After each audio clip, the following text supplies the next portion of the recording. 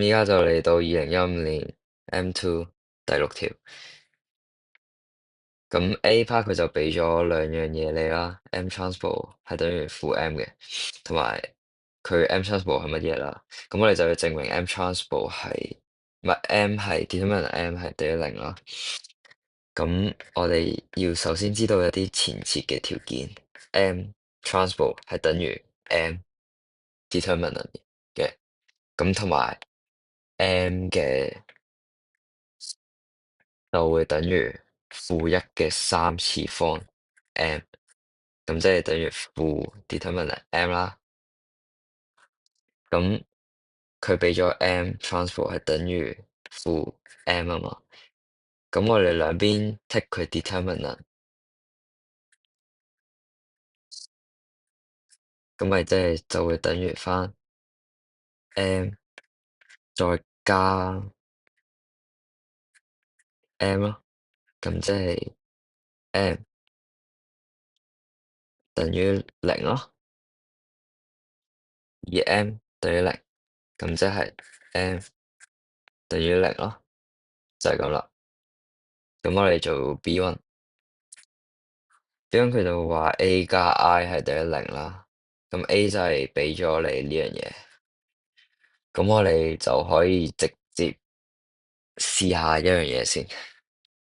A 加 I 係乜嘢咧？就係 A 加 I，sorry，A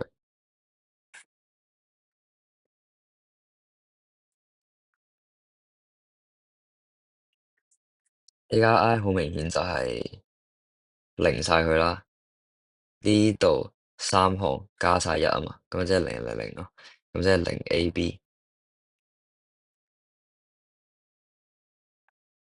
零 AB 負 A 零負八負 B 八零，係。咁我哋之後而家去考慮翻佢嘅 transport，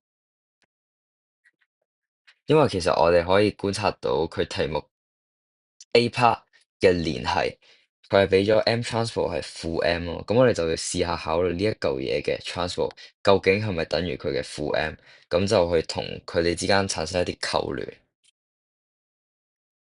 咁我哋 M transport 即係將佢調轉啦，AB 負 A 負 B 零八負八零。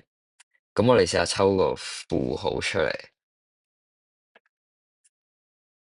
零 A B 負 A 負 B 零負八八零，咦？咁我哋就可以好明顯咁樣見到 A 加 I 嘅 transport 係等於負 A 加 I，因為我哋見到 A 加 I 係呢樣嘢啦，A 加 I 對應翻嘅，所以我哋就直接話 by A we have determinant A 加 I 等於零，咁樣就可以啦。咁同埋有其他方法嘅，你可以直接去死咗佢，其實都冇所謂，做到就得啦。咁佢第三條就係問你 A 三次加 I 係咪 singular 啦？咁我哋就要判斷一下佢嘅 determinant。咁 A 三次加 I 其實係即係 A 加 I，A 二次減 A 再加 I，即係嗰啲行等式嚟嘅啫嘛。雖然話其實唔係可以就咁用嘅，但係因為佢 I，所以就可以就咁用。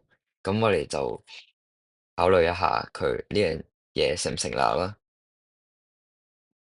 咁我哋就跟翻上面我啱啱展開咁樣去寫 A 二次減 A 再加 I，因為我哋啱啱係 prove 到 A 加 I 係等於零噶嘛。咁即係我哋直接寫個零喺度就可以啦。之後就 A 二次減 A 再加 I，唔好意思。咁呢度就要寫翻 by B1啦。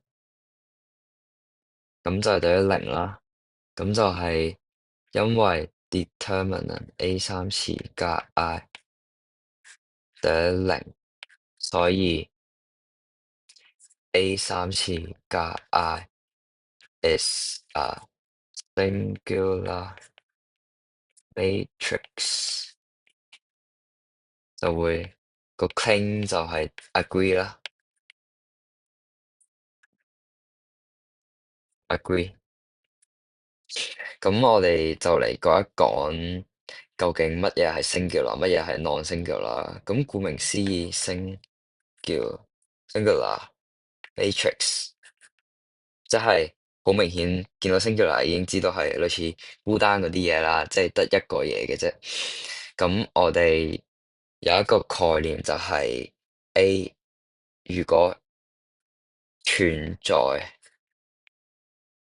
如果 A 嘅 inverse 存在嘅話，咁佢嘅 determinant A 就應該不等於零。咁我哋如果 A 負一係不存在，哇，寫錯字添，不存在，咁個 determinant A 就會等於零。咁我哋顧名思義就見到 singular 係一個孤單嘅嘢，咁即係好明顯 A 負一係唔存在噶啦。咁即係佢 determinant 就要一定係等於零。咁如果當我哋要去證明 singular 嘅時候，咁即係我哋係要去證明佢嘅 determinant 究竟係咪等於零，即係我哋要去探究 determinant 呢樣嘢。咁所以我哋嘅目標都好明確噶，做呢條，所以要比較熟一啲字眼上面啦。咁完結。